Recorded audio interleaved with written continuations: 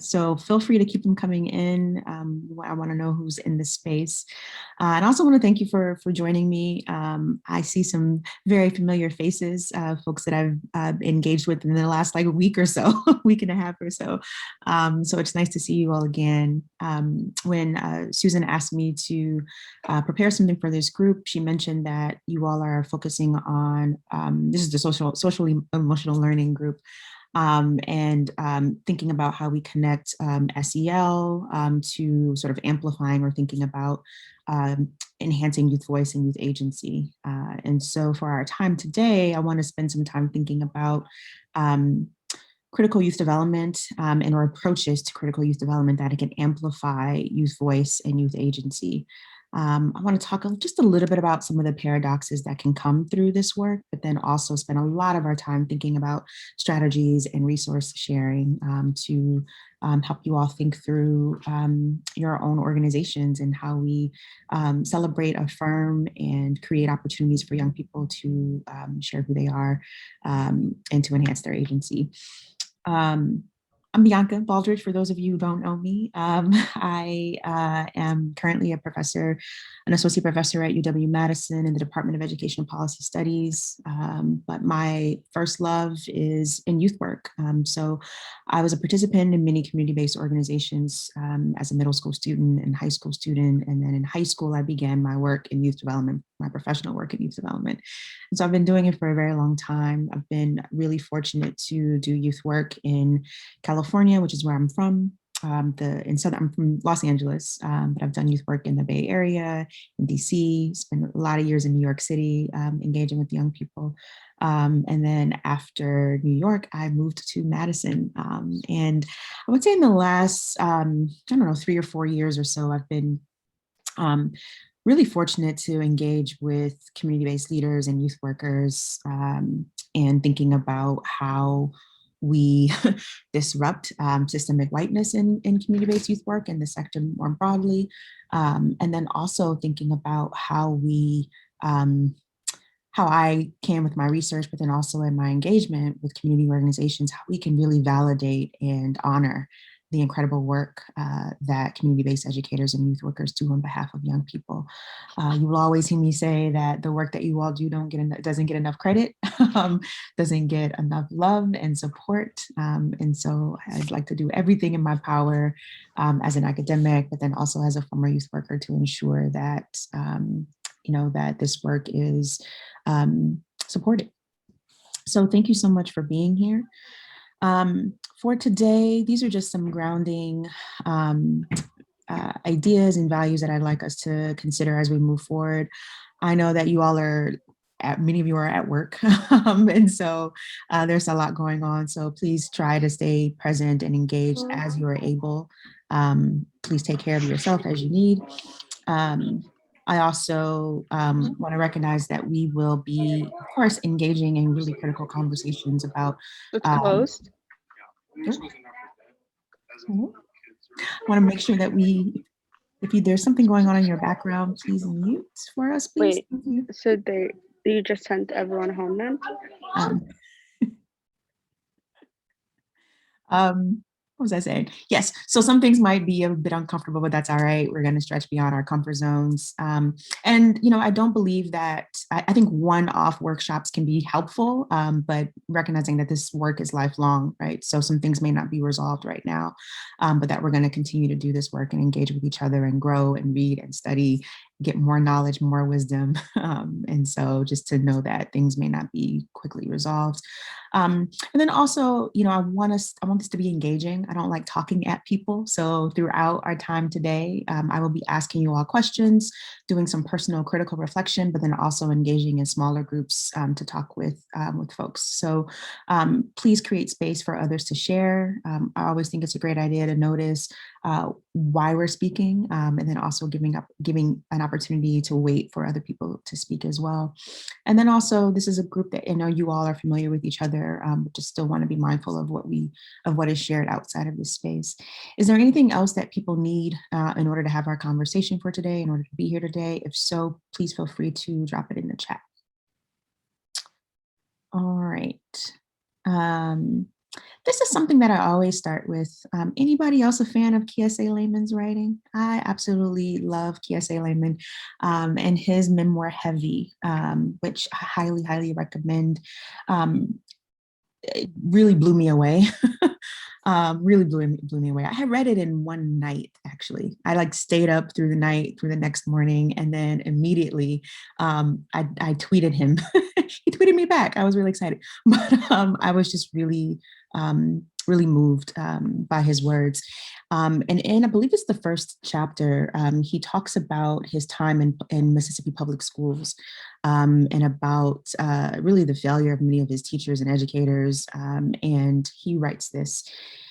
He says, there were so many things we needed in those classrooms in our city, in our state, in our country that our teachers could have provided if they would have gone home and really done their homework. They never once said the words economic inequality, housing discrimination, sexual violence, mass incarceration, homophobia, empire, mass eviction, post-traumatic stress disorder, white supremacy, patriarchy, neo-Confederacy, mental health, or parental abuse. Yet every student and teacher at that school lived in a world shaped by those words. And I think that's really powerful. So as I'm trained as a sociologist, and so I don't think you can talk about education. I don't think you can talk about youth work, youth development without talking about any of the broader social systemic forms of oppression that shapes the lives of our young people, but then also our lives as well. And so this piece about really going home and sort of doing homework, I think is really, really important.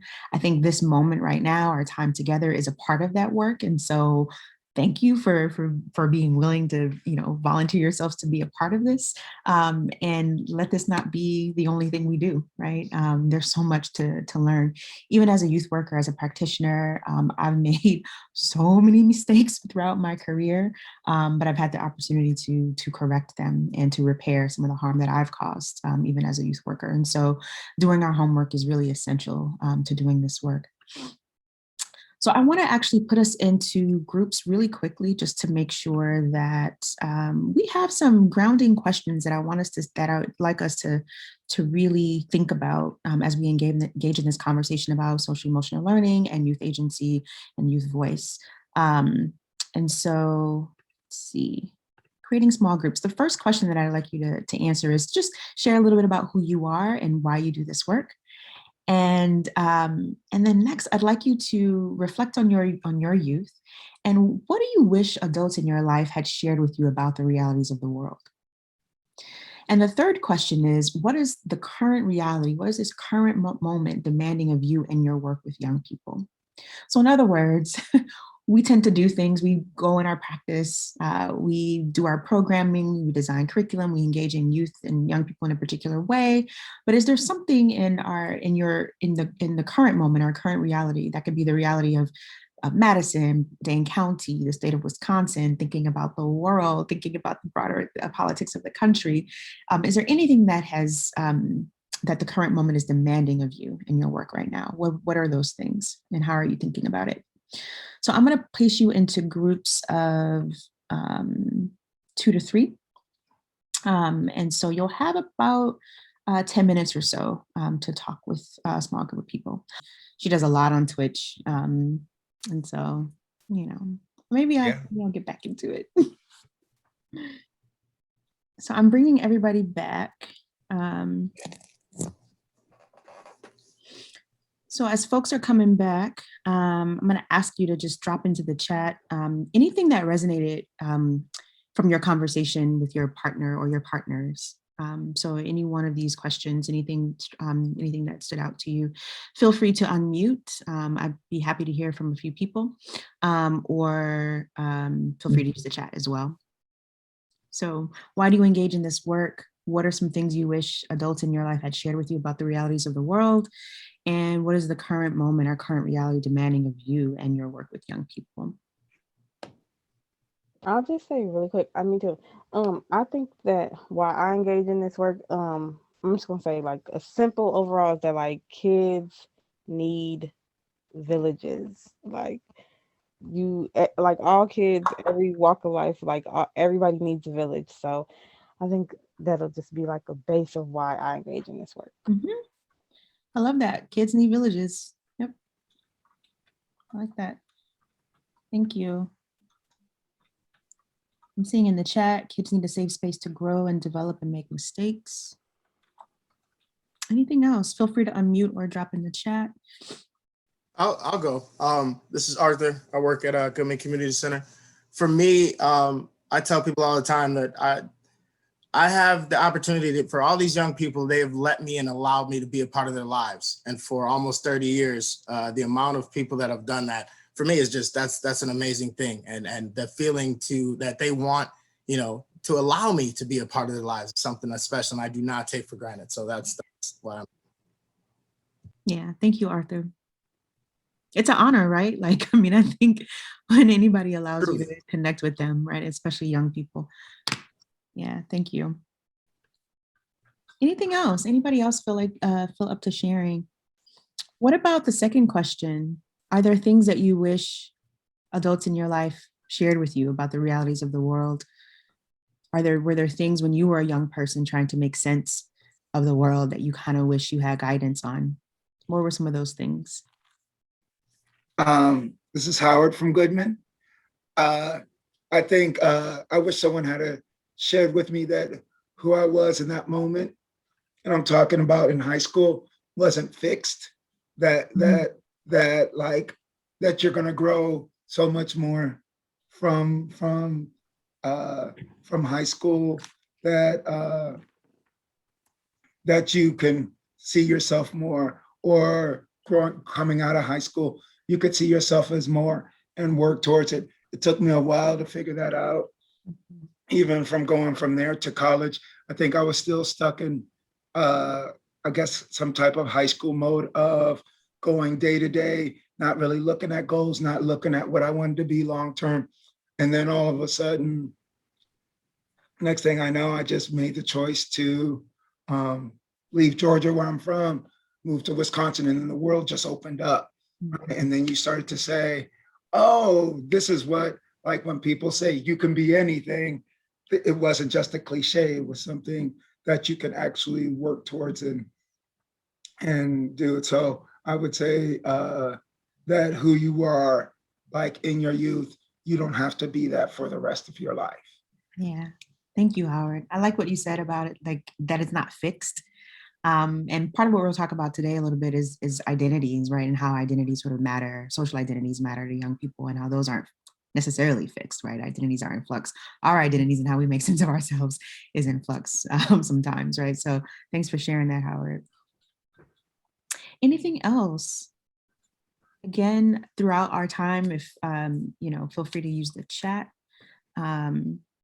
And then let me just shift to the third question as well. Like, what is this current moment? What has it been demanding of you in your work, right? Are there ways that your approach, your engagement individually as a practitioner, maybe as a leader, but also as an organization that you've had to sort of shift considering the current moment that we're in? So what I've been experiencing, okay, I'm gonna go. The past couple of weeks, I've been really feeling like I need to bring joy and also effort into our programming with elementary school during virtual school, because they are all so tired and they all just want to be done. And the problem is that I feel the same way. And so I'm trying to like bring all this effort and like get them to do their work and like care about it, and also to be happy and excited. And it's pretty draining to try to be that for the kiddos and then like be drawing on my own resources the whole time.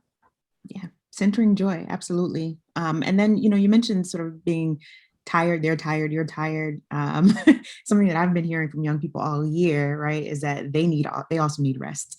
They need reprieve. And you all likely know this as well. Like sometimes there are young people in schools who things didn't necessarily change for all of them, right? They were getting the same amount of work, the same amount of expectations around what they were supposed to produce in the midst of all the trauma that we've all experienced, right? So the need for joy, but the need for restoration, reprieve, rest was also very important, not just to us, right? But then also to young people.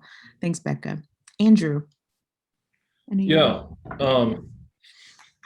So anyone who works with me knows that I kind of like control and being able to know where all the game pieces are, what the board setting is, and be strategic about how I move forward.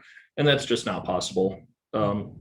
it'll be better as we continue to reopen, hopefully without setbacks. But I've just had to, over the last 12, 14 months, find some way to get comfortable with being uncomfortable, that I don't know how all the pieces fit together, which is very much a struggle for me. Yeah. Thanks for being honest, and same. I feel like there's just so much out of our control. And so being kind of comfortable with the discomfort, or being uncomfortable, as you said, absolutely. I'm seeing in the chat as well, Howard says, a space to process this past year safely. These are, I think, really important things. So we've got joy, rest, reprieve. We've got sort of being able to be comfortable with the kind of the lack of control that we have, or sort of knowing sort of what things are going to be like, and kind of rolling with the punches. And then also the space to process. And that's actually where I want to pick up, is thinking about what it means to sort of process not just what's been happening in the last year and a half, because depending on how you look at it, we can talk about the last year and a half, we can talk about the last 4 or 5 years, we can talk about 400 years, right? Like there's so much, right, that we're experiencing, that young people are experiencing, especially young people who are multiply marginalized by various forms of oppression. And so when we think about sort of the usefulness of what people sort of frame as social emotional learning, or thinking about critical approaches to youth development, or how we draw on and amplify youth voice and agency, a big part of that is how we think about acknowledging and processing the conditions in which we are all living in, especially young people. And so that is going to be sort of at the root of what I'll talk about today. Thanks for engaging in that reflection with each other. And if anything else comes up for you, feel free to drop it in the chat. And for those of you who've been in workshops with me before, you all know, like, note-taking, journaling, self-reflection, all of that is really a part of how I do this. And so, you know, whatever your capacity is right now, if you have a notebook, if you have another document open on your computer, feel free to jot down things that come to mind. Again, we're all in the constant state of reflection and studying and journeying. And so this is also a part of that work. So really briefly, some of you have heard me speak about this before. My life's work has been to kind of disrupt sort of disrupt oppressive youth work practices. I'm the first to say that the field of education itself, and also youth work, you know, the out of school time sector is very much implicated in paternalistic approaches that are often rooted in racist and class, heteronormative sort of ideas and logics that really get embedded in how we do this work. And so I'm a big fan of the Insecure show, their HBO show Insecure. So for those of you who ever watched that show, you know that the main character worked at an organization called We Got Y'all. And I think that the portrayal of that organization was really spot on in the ways in which, in particular, Black and Latinx and young people living in low income contexts were thought about, were treated in the context of youth work. And so there are sort of 4 parts of the ways that I believe oppressive youth work functions in organizations. The first is our thinking around whiteness and racism and the ways that gets embedded. Right? So how we think about ourselves, how we think about other communities, is very much reflected in what we say, or how we frame, or how we imagine things.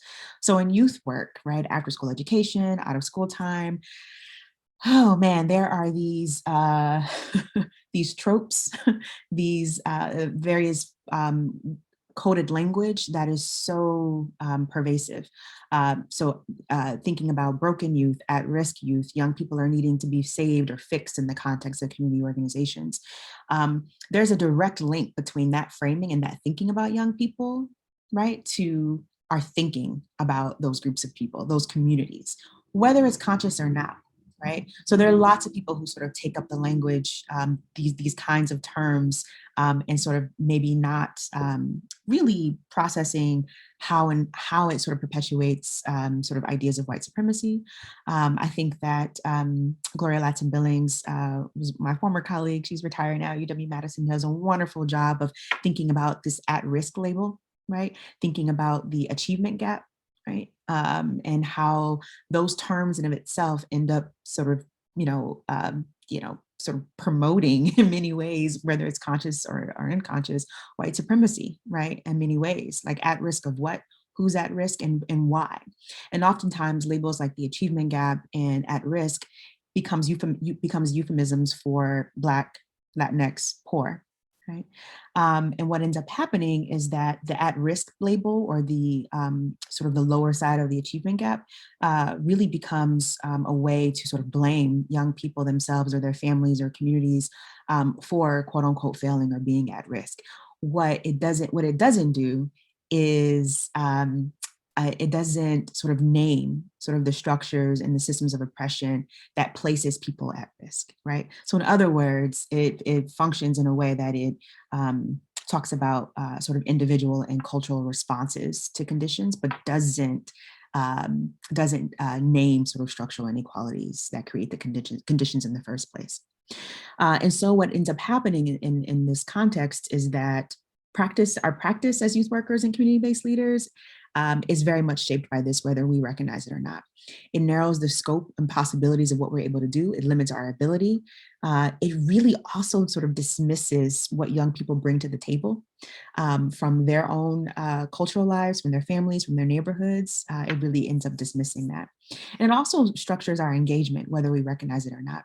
I think it leads to inauthentic relationship building, sort of perpetuates these ideas of savior narratives or messiah complexes and paternalism. For example, so I grew up in LA, I grew up in South Central Los Angeles. I was a part of a program that provided me with a wonderful skill set, many things I use today in terms of leadership development and teaching, really, really wonderful experiences, but also very harmful. I remember asking for a letter of recommendation from one of the white staff members. There were only white staff members. I was one of few Black students in the program, but when I read the letter, I was reading it and I didn't recognize who the staff member was talking about. So this person sort of relied on sort of very sort of racist tropes and stereotypes about my home life, about my community, my neighborhood, and it made it seem as though I had no parents that cared about me or valued education.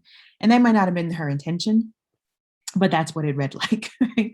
And so again, that relationship around paternalism, positioning me as being saved by this organization, what that ends up doing is really dismissing it dismisses my agency, but then also the value that my parents, my community, my village sort of brought to me, right? So there is a link between what we think, what we say, how we frame things, and then how we, what our practice is like and how we engage or are able to cultivate relationships with young people. And so that's really, I think, important to know. And I think a part of this is that even in doing that kind of work and relying on oppressive tropes around who even this work is for, can be really ahistorical. And I think it's really important to know that youth work and critical approaches to youth work, in particular engaging Black and Latinx and Indigenous young people, is that it's rooted in our histories and rooted in our communities. Like this work isn't new. So when we say out of school time, when we say after school education, when we say youth work, those terms might be new, but the work of guiding young people, nurturing young people, educating young people, affirming young people, preparing them for a racially hostile, anti-Black, capitalistic world is not new, right? Like this is what our villages did for us, right? So I think it's important in going into this work and really wanting to celebrate the agency and voices of young people is knowing that they come from a history, they come from a culture, right? That should be celebrated and that has to be affirmed. And so I want to spend a few minutes sort of thinking about, how how we think about youth voice, how we think about youth agency, and what we think they have the capacity to do. I know that there's a range, there are folks here who work with a range of students in terms of ages. Some are working with elementary students, middle school, high school, perhaps sort of young adults. And so I'm just curious, you all probably know this, but when do you think that children start to notice race? And at what age do you think they can develop racist beliefs?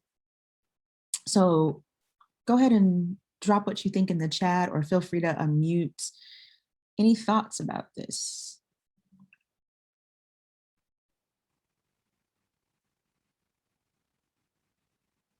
No ideas? Give me a number. My guess is like 18 months. 18 months?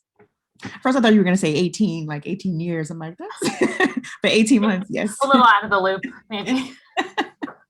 Good, 18 months. Anyone else?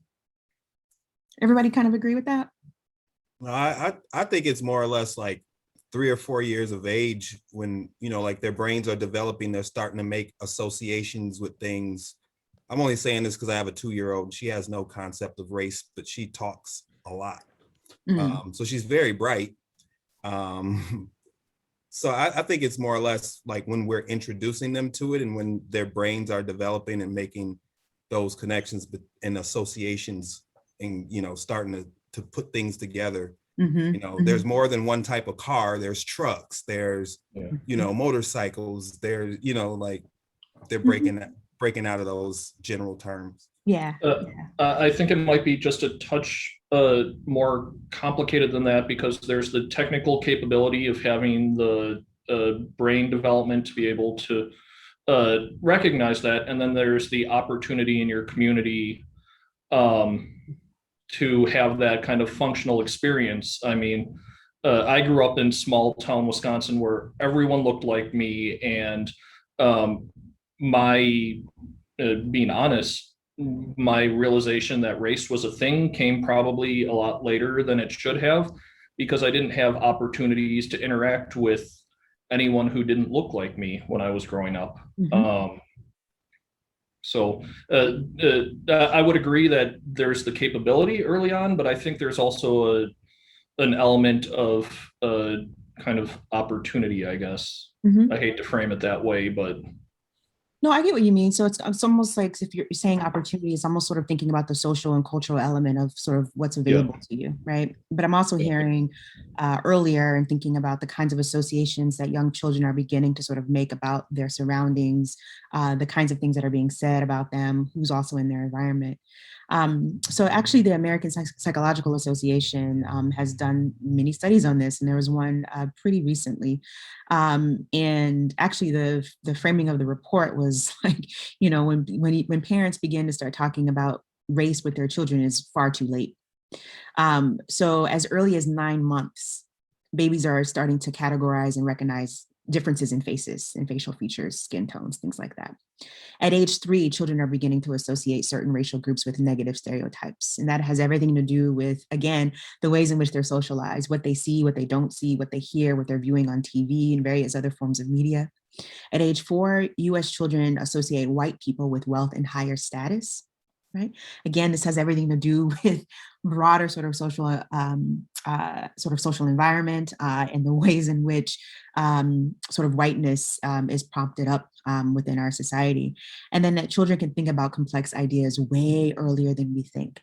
And this is something that sometimes I get pushed back a little bit in my courses on this from undergraduate students when I ask them to reflect on their own experiences and like, when did you begin to kind of interpret messages or sort of think about the world and class and race and all these things. And they don't realize that they had many opinions way before they thought they had opinions. And that's true for all of us, right? And so we begin to notice race, children begin to notice race at a very, very early age, as well as sort of the intersections between race and class, and associating particular groups of people, right, based on race, to things like class status, right? Things like success, things like that. I'm going to show you a quick video, actually.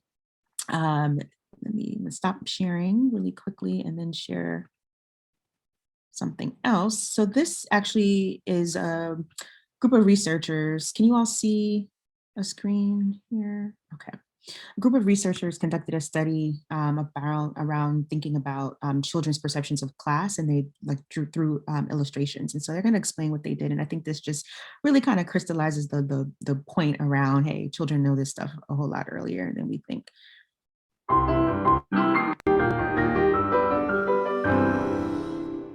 My name is Adam Howard, and I am Chair and Professor of Education at Colby College. I'm co-author with Katie Swalwell and Carlin Adler of Making Class, Children's Perceptions of Social Class Through Illustrations. There has been a fair amount of research that's been done about the impact of social class differences on children's educational experiences and other kinds of experiences, but there's been very little attention given to how young children actually understand those differences.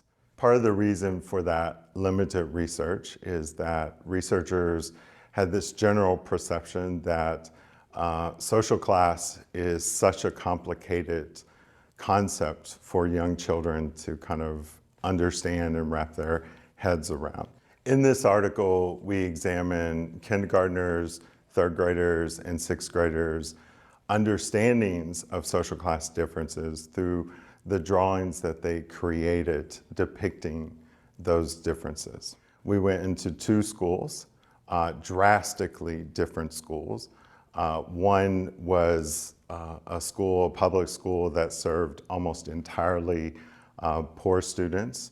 And then another school, which was a private school that served almost entirely affluent students. We went into the classrooms and gave them a blank sheet of paper and asked children on one side to draw what a wealthy person, and on the other side to draw a poor person. What we discovered through our research is that children at all ages had some level of understanding and awareness of social class differences. With age, those understandings are a little more complicated. The sixth graders had more details in their drawings. They communicated more information than the kindergartners. But at all age groups, it really demonstrated that children had already formed pretty complicated understandings about social class and social class differences. What we didn't expect are some of the other themes that emerged. The children associated social class differences with different kinds of emotional states. So for the wealthy person, they were happy, they were laughing and playing and all of that. For the poor person, almost all of the drawings out of all the children, they depicted the person as frowning and as sad, and even several times as crying. The other theme that was quite remarkable is the children associated social distinctions with social class. They made associations with social class and other forms of differences, specifically with gender, ability, and even at times race. Several of the drawings of poor people were either injured, they had hurt knees and couldn't walk. Some of them even drew the poor person in a wheelchair. They had already associated wealth with popularity and poverty with being unpopular or being a nerd, and wealthy people being jocks and having higher status. On several of the drawings, the figures were holding report cards, and the wealthy person had an A+, and the poor person had an F- to emphasize the extremes of achievement. Our findings revealed that young children's understandings of social class are actually more complex and insightful than previously documented. Our research also emphasizes the need for us as teachers to actually teach students about social class and social class differences.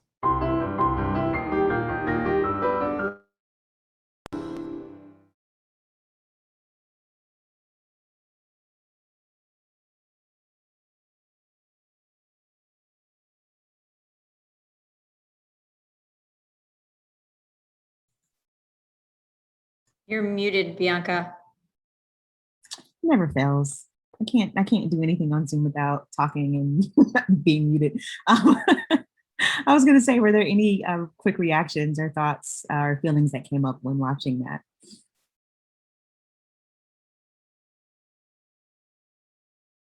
One thing that I want to point out is that though that research was primarily about children's perceptions of class and difference, what I think is really important is that young people themselves were making these links between class, between race, between ability, between gender, between success, right? So that's really complex thinking.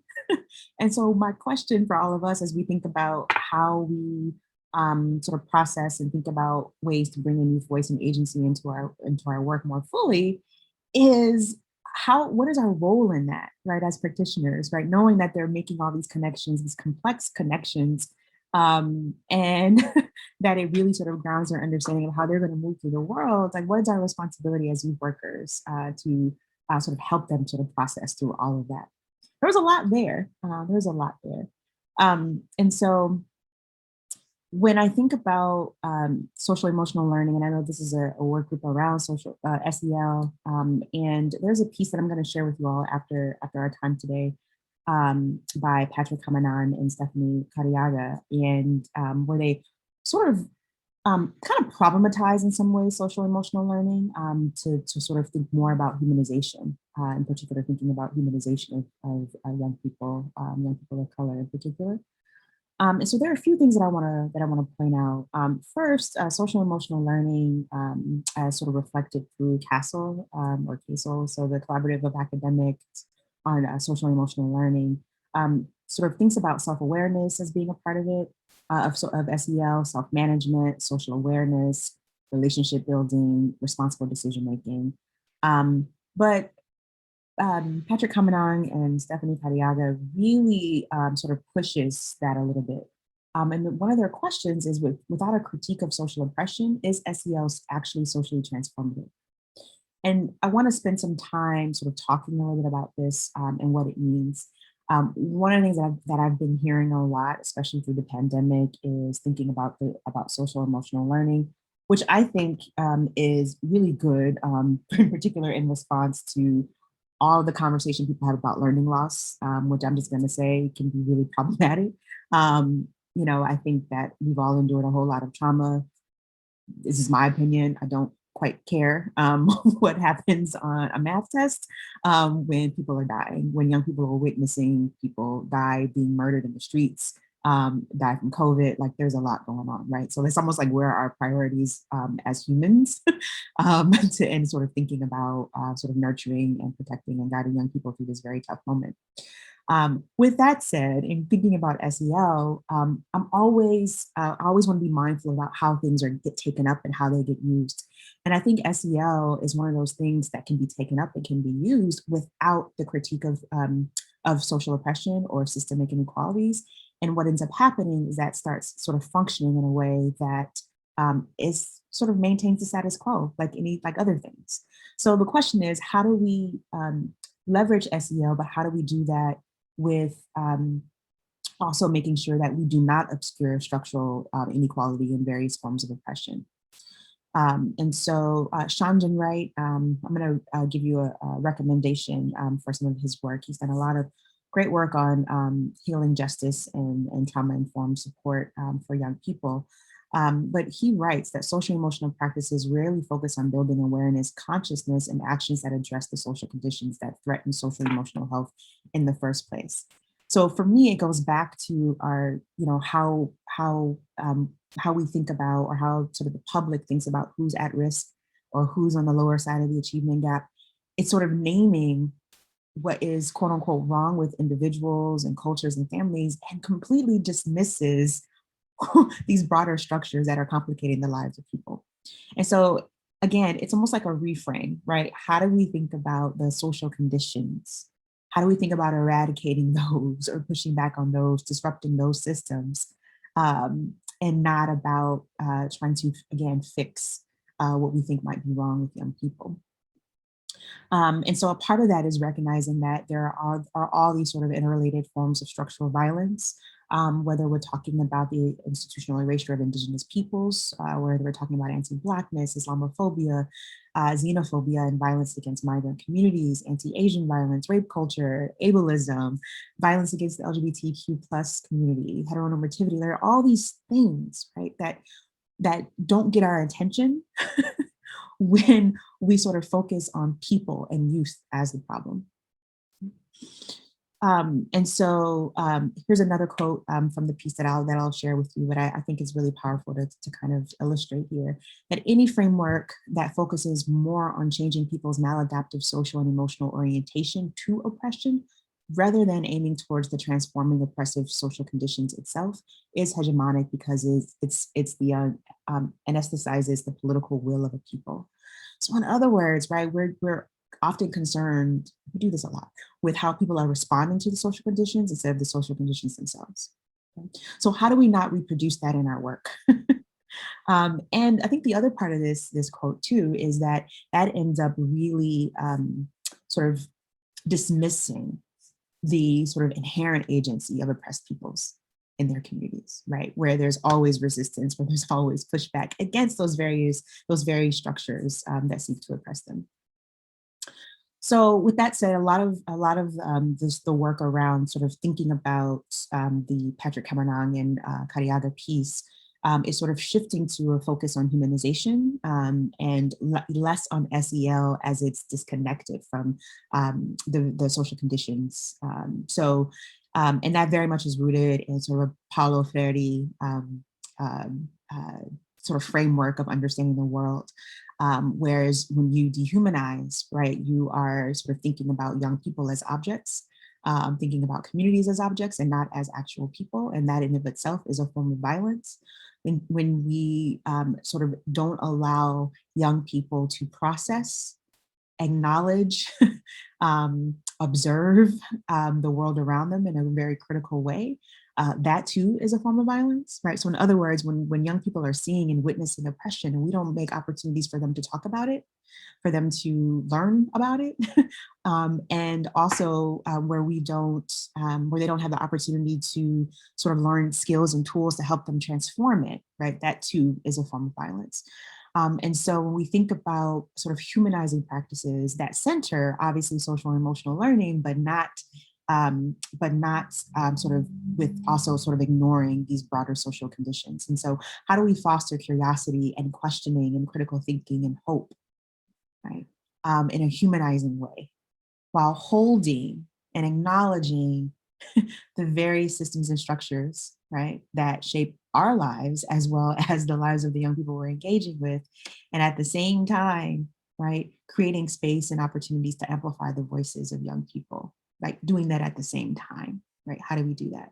And I'm gonna say, again, some of the critiques I've gotten throughout my life in doing this work is, well, young people, they're too young to kind of understand capitalism, or they're too young to understand, you know, how this works and how that works. And we know that's not the case because they experience it, they live it. And they start to draw conclusions that may or may not be, I would say, healthy if their peers or adult advocates or allies aren't there to sort of help guide. And as an example of that, Sean Ginwright actually talks about this, you know, with his work with Black youth in Oakland, where, you know, young people begin to sort of internalize these pretty broader political and social problems as a fault of their own or their communities, right? So when mom and uncle and father and people don't have jobs, instead of looking at them like, oh, maybe they're lazy, which is what you get in sort of a larger world, like, oh, these communities are lazy, as opposed to jobs have left the city, right? Or they're working 3 or 4 jobs, but ends don't meet, right? Those are political, economic problems, not inherently individual like or cultural problems. So that analysis of humanization and sort of making sure that SEL sort of functions in a way that can be transformative by acknowledging the sort of social conditions and structural systems of equality is very much rooted in Paulo Freire's sort of work on humanization. And so I do want to spend a few moments just talking about what I see as really vital to this, and what I see as really vital for thinking about youth agency, youth voice, and sort of situating SEL in broader discussions of systemic oppression. Okay. So the first thing is thinking about social justice youth development, which really emerged in the early 2000s as a response to positive youth development. And Julio Camarota and Sean Jim Wright sort of developed this approach, specifically thinking about Black and Latinx youth living in cities, living in urban contexts, young people who are living in low-income environments. And there are four sort of components to it. The first is in youth work, right? Adult allies, us, right? Community-based leaders being really explicit about social problems, to not be afraid to be explicit about the social and political problems that young people are facing. The second part of that is critical social capital. So that is just, the ways in which adults form these intergenerational connections and partnerships with young people to help them identify and process social and political problems within their schools and communities, and work with them in order to sort of develop skills and strategies to push back in their schools, and problems that they see in their schools and their communities in the world more broadly. Right?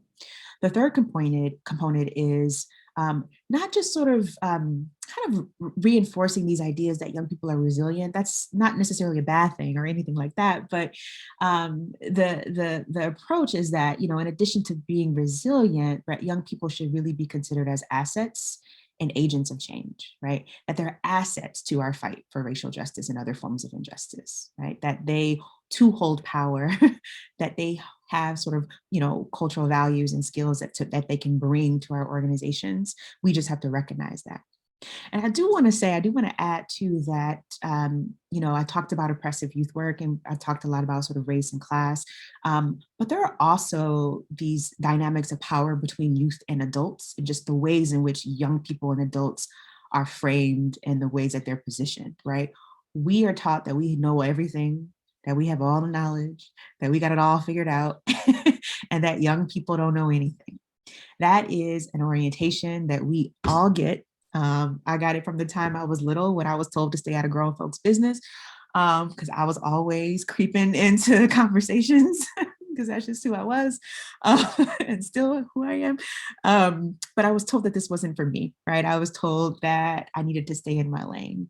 And I remember my early youth work experiences where I sort of modeled in some ways what was modeled for me by classroom teachers, and trying to gain authority and trying to kind of gain power, to make sure that I wasn't gonna be disrespected, right, by by a young person, right? And so you get into these battles, and when you're really just sort of positioning yourself for control and power and the dynamics of youth and adult relationships. And so a lot of our work really as adult educators and community-based leaders is to kind of relinquish some of that power, and really think about, well, what is it that I'm holding on to?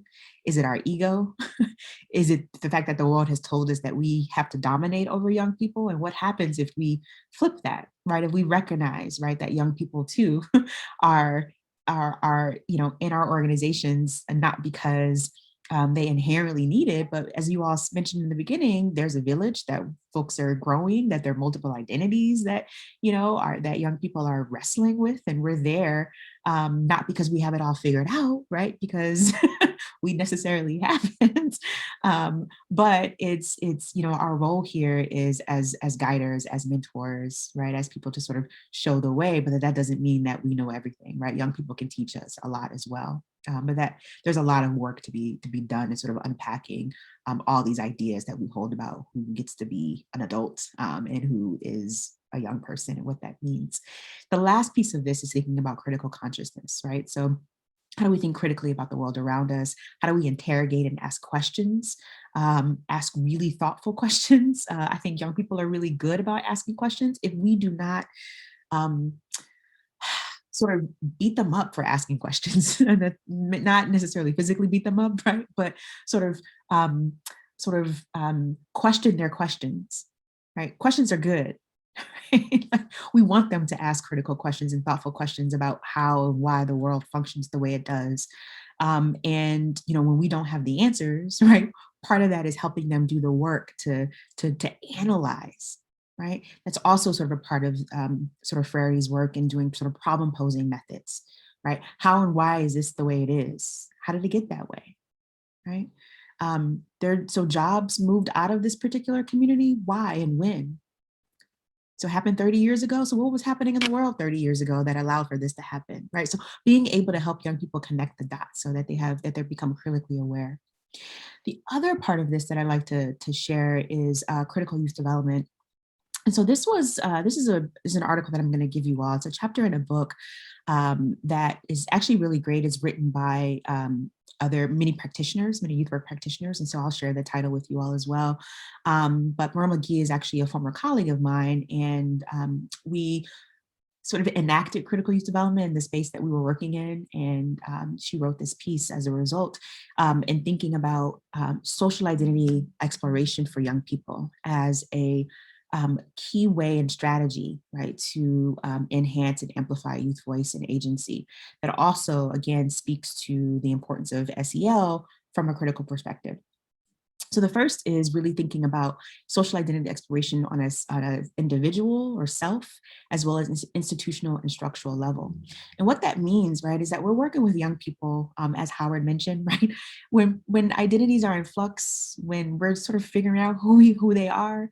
But part of that work is helping young people unpack, race, ethnicity, gender, sexuality, ability, religion, right? Class. And how they sort of identify themselves in the world. But then when they walk into institutions like schools, healthcare, particular jobs, how does the world then see them based on those identities that they hold and that they express? And structurally, right, what does the world, right, what does the social world then say about young people who identify in particular ways? And so having young people be able to sort of process and understand and break down, like, how they identify themselves and how and why that's important to them, but then preparing them for a world, right? That when they step outside of our programs, that the world is going to see them in particular ways. And so how do we do sort of these authentic social identity exploration on these multiple levels? The second piece of critical youth development is really what we do in these spaces, right? When we're going to in services or professional development, is sort of creating spaces that are nurturing, but that are also brave, not necessarily comfortable. And so what we do for ourselves, right? The work that we do for ourselves as we're preparing young people, they also need to be able to do that work. And part of that is preparing them for, whatever their gaps are. Right. So whatever the discomfort might be around, maybe they have really strong analysis of the ways that race and racism functions in their lives, but they have little awareness, right, of perhaps the way that sort of gender and sexuality functions in their lives. And so recognizing when they come to our spaces and we're holding space for them to have these kinds of conversations, that we ensure that we're fostering a space that is nurturing for them to share. And that, but also reminding them that it may not be comfortable, right? That discomfort is how they grow, but it's also how we grow as well. The other part of this, the last piece, is sort of doing the work. And this is all explained in the chapter that I'm gonna share with you all. But whatever our work is, like, we all got it. Right?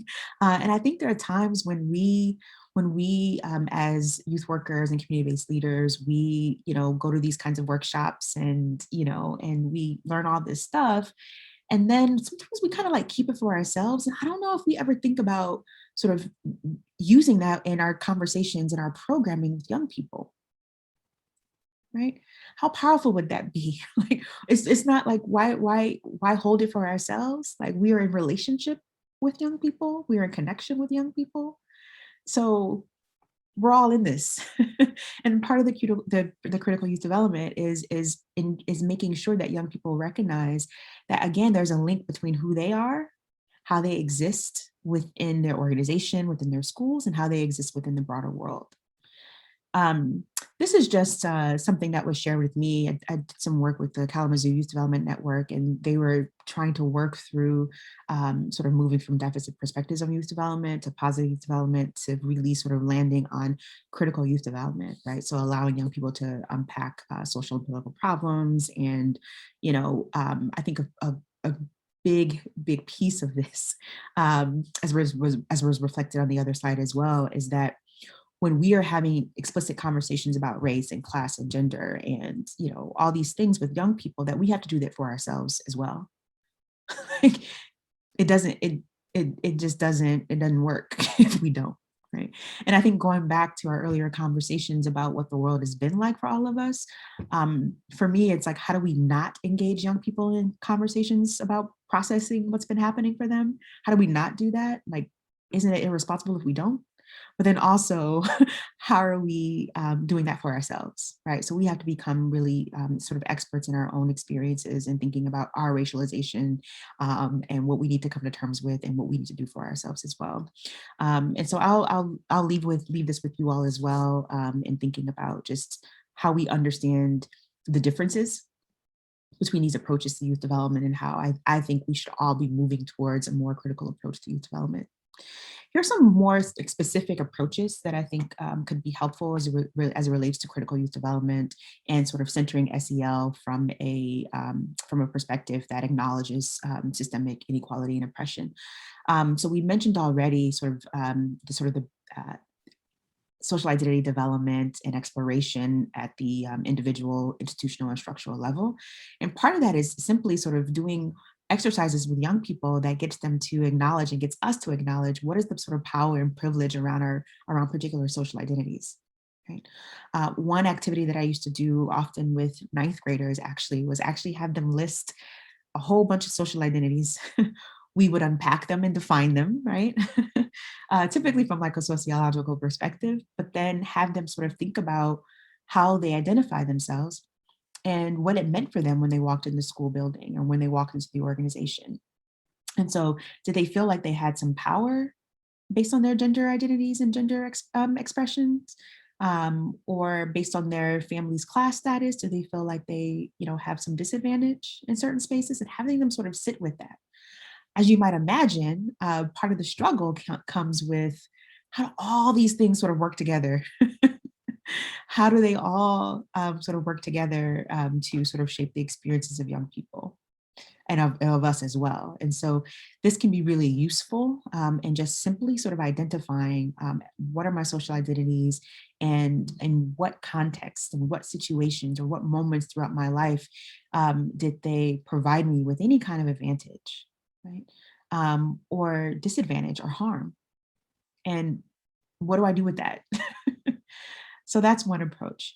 Another approach that was really useful that is also explained in the chapter that I'm going to give you is how do we make these connections to ourselves, but then also through the neighborhoods, through our state, through the country, and even a global analysis or global awareness.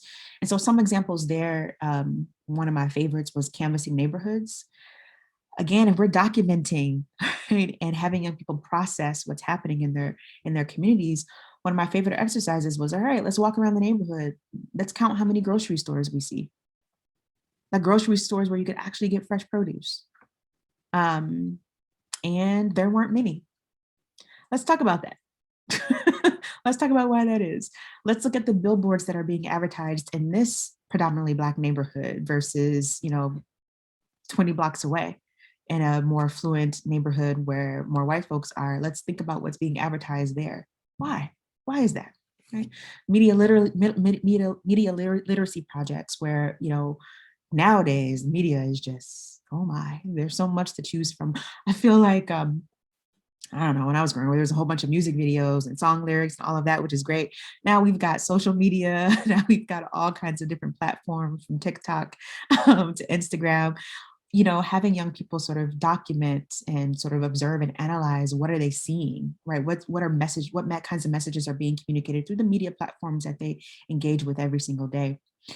Exploring racism abroad. And so, I think a really powerful way to sort of think about sort of the ways in which oppression sort of functions worldwide can be really dynamic and transformative for young people. And thinking about, how do we have concern and regard for all people who are suffering, right? In a way that doesn't sort of play sort of oppression Olympics, right? Because I don't think that that's useful. But are there opportunities for exchanges, for sort of different levels of understanding about sort of cross-cultural or cross-race or ethnic sort of resistance movements? I have a student who I'm working with at University of Michigan, and she's doing this incredible project in Detroit with Arab American youth, Latinx youth, and Black youth who are all in an organizing group together. And so for some of the first times, right, young people are sort of exploring sort of the problems with immigration and how it shapes each of those different groups, right? That's powerful, right? And then the other piece of this is thinking about opportunities for leadership. And again, this goes back to my remarks around what we tend to hold for ourselves and as adults, and how we don't always share it with young people when it could actually amplify their leadership experiences, their voices, and their agency. So how do we model anti-oppressive leadership styles? How do we actually create opportunities for leadership and engagement in authentic ways for young people that advances equity, but that also allows young people themselves to examine the power that they could hold when they're in positions of leadership? So whether it's like peer-to-peer conversations or projects that you do in your organizations, whether it's actually giving opportunities for young people to do their own programming, to plan events, to do what they want, and sort of getting out of the way, right? Like having some level of guidance, but like not sort of taking over. How do we do that? But then also sort of keep in mind all of these approaches. Again, what is really powerful about this, I think is reflected in this quote by Merle McGee, is that the ability to navigate these discussions around identity, power, privilege, and oppression, and to leverage these explorations to advance social justice is an important life skill. I used to say all the time that I know 15-year-olds and 16-year-olds who can plan the hell out of protests, out of meetings, out of social events, out of all kinds of things, out of leadership trainings. That this isn't just something that is transactional and only to be used one time, that these are important life skills that are going to be really transferable and helpful for young people as they sort of grow into adulthood, right? Whatever adulthood means. So a few last tips that I do want to share before I close with some reflecting thoughts, and I definitely want to hear from you all as well. These are some additional skills that I think are important in promoting critical youth development for all of us, right? So the first is critical self-reflection. One of the questions that I often ask in these kinds of workshops is, why should it be us to do this work? And I think that's a question that I've asked myself as I get older. I'm like, now, what is it y'all are listening to these days? Right? Like, I'm starting to feel like my grandparents around certain things. And I want to make sure that I'm like the right person sometimes. And I may not be the right person sometimes. And I think it takes courage and honesty and really some serious self-reflection for us to be able to say, you know what, I might want to bring someone in to work with young people on this particular issue because I'm not well versed in it. I'm probably not in the best place to do this, or I have my own learning to do and I don't want to harm. And so I might need to move out of the way. The second thing is, again, socio-political development and critical consciousness. So, critical consciousness, becoming aware of social and political problems, being able to identify those, and then be able to sort of, again, see sort of problems in communities and schools and the broader world as social and structural political problems. Letting go and moving out of the way. So we talked about this a bit in our role as youth advocates, as adult allies. What are the ways that we can trust that young people really sort of understand themselves, right? Understand their desires. And sometimes it's up to us to sort of sometimes help. They might not have the language all the time that we have. Right. It's the same, especially going back to point number 2 around critical consciousness or socio-political development, right? They might understand, hey, there are no real grocery stores in this neighborhood. Or how is it that, all these people are unemployed? What's actually happening, right? They may or may not use the language that we use, but they still have an analysis. They have a critique, right? So what do we do to cultivate space for them to share their critique? And how do we move out of the way when we ourselves as adults can be a hindrance to their growth and development. And then the last piece is really thinking about that we really shouldn't be asking young people to do things that we won't do ourselves. That's just, we ask them to be vulnerable. We ask them to trust us, right? We ask them to, come after school to do things when they might want to do other things, right? So how do we show up for youth? How do we do the things that we ask of young people? And that goes for showing up particular places, that shows for doing whatever homework that we need to do for ourselves to be better for them. And that absolutely means, particularly in relationship building, when we're asking young people to share and show us who they are, we got to do the same thing, right? We got to be able to do the same thing. And then also really quickly thinking about the community role in critical youth development. This is something that I've been working on. I forgot to mention, so I'm doing this national study for the Wallace Foundation on issues of equity and out of school time. And one of the things that we've been finding, talking to youth workers and community-based leaders and policy influencers around the country, is that, especially in light of COVID, that there needs to be a better way where organizations are sort of bringing families and communities into programming and into sort of conversations that they're having with young people. And so part of that is framing, right? And thinking about families and communities as assets too, right? So how are family members and community members sort of functioning and working within the organization? I had an opportunity to talk to what was I talking? The Here to Slay podcast with Roxanne Gay and Tressie McMillan Cottom. That was like my highlight of 2020. And Tressie said something that I think was really important. She said, like, I don't have any biological children of my own. And so I often feel like a bit of a creep if I'm like walking into schools, like, what can I do to help? But I don't have any children here. And we laughed a lot, but I understand that there are many people who might feel that way. And I was like, well, getting involved in after school programs is a great way to do that, right? And so thinking about what are the ways that families and communities can sort of help do what you already do, and how do we tap into what families and communities are already doing, right, are already doing that can be useful for us as well, right? The second thing is thinking about developing models for family and community inclusion. And so that could be sort of involving in programming. And then just in general, drawing on the strengths and connections and that resources and families already have. And so about 3-4 minutes left. I went a little bit over than I had planned, but I did want to kind of leave us with these questions. For those of you who have like a couple extra minutes, I'd love for us to either unmute if you feel compelled, or feel free to drop into the chat any one of these questions. But these are some closing thoughts that I'd like to share with you all, and closing questions for reflection for us. The first is, what are some things that we need to confront about ourselves in order to do this work, right? And then in particular, thinking about youth voice and agency, and thinking about SEL from a more sort of critical perspective, and not sort of disregarding the structures and systems of oppression that shape how people sort of respond to their conditions. Secondly, how can we move out of the way to ensure that young people have space to express themselves? And so that is, I want us to sort of think about sort of our level of ideas and thinking, but then also our individual practice, but then also our broader organizational culture. And then third, what sort of power can we relinquish to amplify youth voice and agency? Like, what are we holding on to, either as an organization, right? That maybe people in our organization, maybe not you, but maybe other people in the organization might be afraid to kind of confront or to acknowledge that maybe this part of our work is actually stifling young people, and or what does it mean for ourselves, right? As program leaders, as organizational leaders, as youth workers, what is it that we might need to sort of shift, or power that we might need to give up, or part of our ego that we might need to kind of, let die a little bit so that young people's voices can actually be amplified.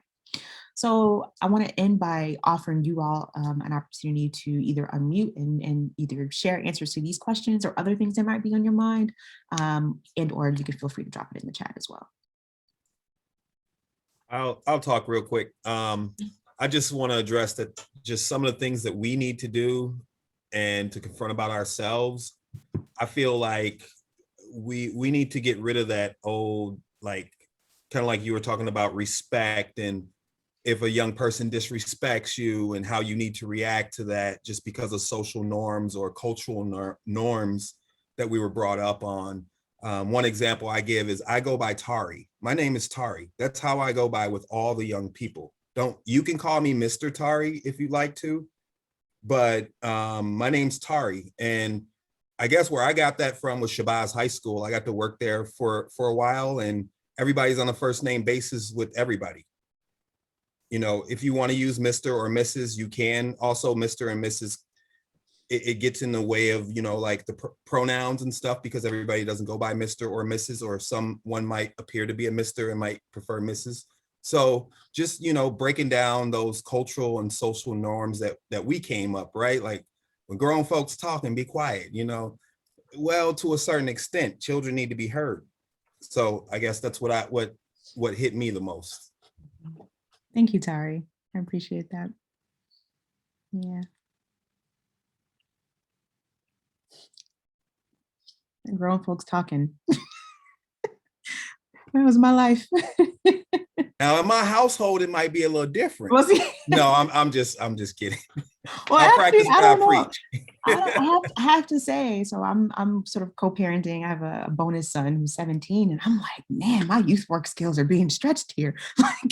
like, am I really being like authentic here? I'm like, I don't know. So it's you know a growth. We're all in our journeys. We are definitely all in our journeys. Yeah, this is I just want to say thank you first of all for this was an amazing it was amazing last couple hours just to sit and listen to everybody. But for me, I agree. I'm with you, Tari. There's certain things I've been working with young people or working for young people for a while. And for me, every day it's a struggle to get some of those things that I was taught, like, you know, out of my head. But I'm constantly trying to make myself better in listening, right? And so at the end, what power can I relinquish to amplify? I talk a lot. And so a lot of times with my youth, when I'm with my 8th graders especially, I've learned to just stop talking and just to let them go and maybe throw a topic out there on the table and just let them run with it and just to listen and learn from what they're saying, right? And so then maybe I can put some input into that. But yeah, I feel like you, Bianca, there's a lot of music that I never thought I would be out of the loop in some of the music that I am right now, because some of it, I'm sorry, Tari, I see you laughing too. I don't understand. I'm trying, but I can't. But at the same time, I don't shun them because some of the stuff that I used to listen to, people were like, "Yo, what are you listening to?" So I get it, but it's a matter of just stepping back and just seeing what they're doing now, because it's not a lot different than what we were doing. You know what I mean? So, but I appreciate everybody on the screen. Thank you. Thanks, Arthur. Anyone else? I think we have time for another person. And then also feel free to use the chat as well if you're more comfortable doing that. I don't have an answer, but I'm just going to be chewing on what power can I relinquish to amplify youth voice and agency. A lot, especially because I work with 1st through 5th. So there's a different balance there, right? Because there does need to be like more, like the grown-up needs to be more of a grown-up, but 1st graders are also very, very smart and know a lot. And so I'm just going to be thinking. Mm-hmm. Yeah. Thanks, Becca.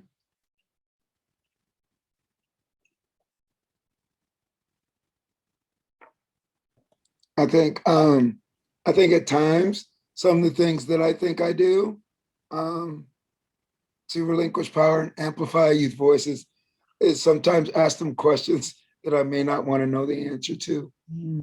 I think Arthur was there the other day and we had a really interesting conversation when I said to kids, like, do y'all feel like adults just like talk about slavery and civil rights way too much? And they were like, yes. Oh my God. And they just got an opportunity to vent on that. And then we had an opportunity to tell them why, from our point of view, why it's something that we see as being valuable for them to know. But it led off with them being able to say, like, it just feels like school, or it feels like, and most people would be like, would probably lead into why civil rights and and like the history of slavery and Black history is important, but to start off with perhaps, just like I said, the question that I may not want to know the answer to, but do you feel that we do this too much? And do you feel like it becomes too much and becomes too heavy on top of like the climate that we're in now? It's a lot to take in, huh? And they're like, yes, yes. And they were like, I think they were kind of appreciative of being able to have it in that form so they could tell us what they think, as opposed to us kind of like, you know, us telling them what we thought first. Yeah, I love that. And I think that's such a brave question because, you know, young people are definitely honest, right? Especially if we allow them to be honest. And so that's such a brave question, Howard. And there's something that you said that I think is really important. And the part about when you said that young people are kind of like, it feels like school. That's something that I've been really trying to fight against for a very long time, and something that I find really sacred about community organizations and out of school time, community, you know, youth work, is that it is not like school. Young people love it because it's not like school. And we've always been, like, youth workers have always been exemplars at it, you know, at exhibiting like radical care and sort of working and teaching and having young people learn, right, without them really without them knowing, right, that they're learning something. And so I do want to end by saying, like, you know, continue to do that, right? Like, we don't have to mirror school, but all of this stuff, right, that we've talked about can be infused in sort of really creative and innovative ways. And I think what you're sharing about really listening to young people and what their needs are, there are ways when we all get fatigued as well, right? Especially in this past year. And I think I want to go back to the way we began. I can't remember who it was. I think it was you, Beck. No, I can't remember. But someone mentioned joy. Yeah, joy and rest and reprieve. And that's also part of the work. That's also part of like resistance and pushing back, is opportunities to pause and celebrate and have joy and relationships with each other. All of that is also important too. So I just want to say again, thanks for engaging. I do have to run, but I'm happy to answer questions later. That's my email address. Oh, Dana, I see Dana and Arthur has some comments in the chat as well. And it looks like more of, Dana had very humbling experiences and sort of having young people actually evaluate you, right? Which is also great. Yeah. Hey, Bianca, do you have things you want to post now as resources, or do you want to share in an email and then I can pass it on to everybody, whichever I'll works? share in the email. Because I have a meeting that started 2 minutes ago. Whoops. Oops. But but I really enjoyed engaging with all of you. This is really great. Feel free to hit me up on email. I'm really happy to be in conversation with you all. All right, great. Thank you, Bianca. As she pops off, I just want to remind everybody